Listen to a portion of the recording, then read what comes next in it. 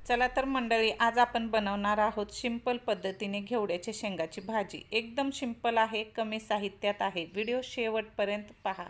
बोट चाटून खातील, न खाणारे सुद्धा खायला मागतील अशा पद्धतीची भाजी आहे। चला तर मग सुरुवात करूया। परंतु कवळ्या कवळ्या शेंगा घ्यायच्या आहेत, गच्च अशा शेंगा घ्यायच्या नाही। कढई गॅसवर ठेवलेली आहे, त्यामध्ये 1 ते 1.5 पळी तेल घातलेलं आहे। तेल गरम झालं की मोहरी घातलेली आहे। मोहरी छान तडतडल्याच्या नंतर 4-5 लसण पाकळ्या एकदम बारीक चिरून घातलेल्या आहेत। लसण थोडासा लाल होऊ द्यायचा आहे। त्यानंतर चिरून घेतलेल्या घेवड्याच्या शेंगा घातलेल्या आहेत। त्यानंतर काळं तिखट घातलेलं आहे, हळद घातलेली आहे। छान असं मिक्स करून घ्यायचं आहे आणि चवीपुरतं मीठ घालायचं आहे। तुम्ही या शेंगाला काय म्हणता नक्की कमेंट करून सांगा।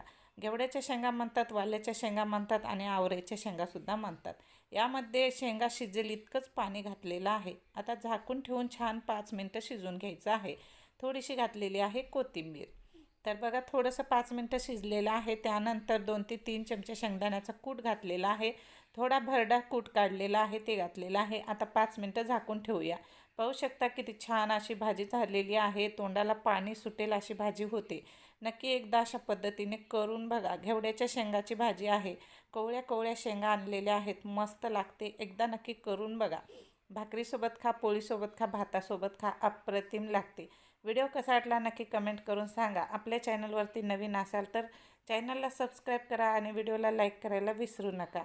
आणि एकदा अशा पद्धतीने करून बघा। एकदम कमी साहित्यात भाजी केलेली आहे।